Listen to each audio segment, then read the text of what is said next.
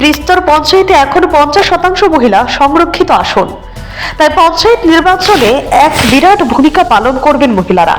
ইতিমধ্যে বিভিন্ন রাজনৈতিক দল পঞ্চায়েত নির্বাচনের প্রস্তুতি দূর করেছে। বৃহস্পতিবার আগরতলায় কংগ্রেস ভবনে আসন্ন ত্রিস্তর পঞ্চায়েত নির্বাচনে মহিলাদের থেকে প্রার্থী নির্বাচন সহ একাধিক ইস্যুতে মহিলা কংগ্রেসের এক গুরুত্বপূর্ণ সভা অনুষ্ঠিত হয়।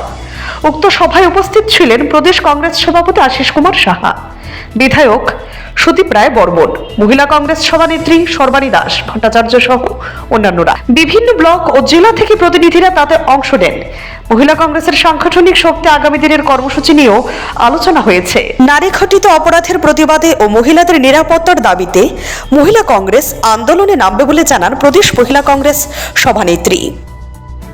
সুরাহা এই বর্তমান বিজেপি সরকার মহিলাদের দিতে পারছে না, সেটা নিয়ে মহিলা প্রদেশ কংগ্রেসের তরফ থেকে নানাবিধভাবে তাদেরকে প্রতিরোধ করা যায় সেই জায়গায় আমরা লড়াই করার জন্য উদ্বুদ্ধ হব এবং সবাই মিলে একই সঙ্গে সমগ্র ত্রিপুরা রাজ্যের বিভিন্ন জেলায় সেই নারী গঠিত অপরাধের বিরুদ্ধে সোচ্চার হওয়ার জন্য আজকে আমরা সবাই এখানে সিদ্ধান্ত নিয়েছি এবং আগামী দিন সেই লড়াইয়ে সমস্ত জেলা মহিলা কংগ্রেসের সভানেত্রীগণ, ব্লক নেত্রীগণ সবাই সেই লড়াই জারি রাখবে। বিভিন্ন মহকুমাকে দিয়ে সেইভাবে পঞ্চায়েত এবং মহিলাদের সুরক্ষার জন্য লড়াই জারি রাখবে।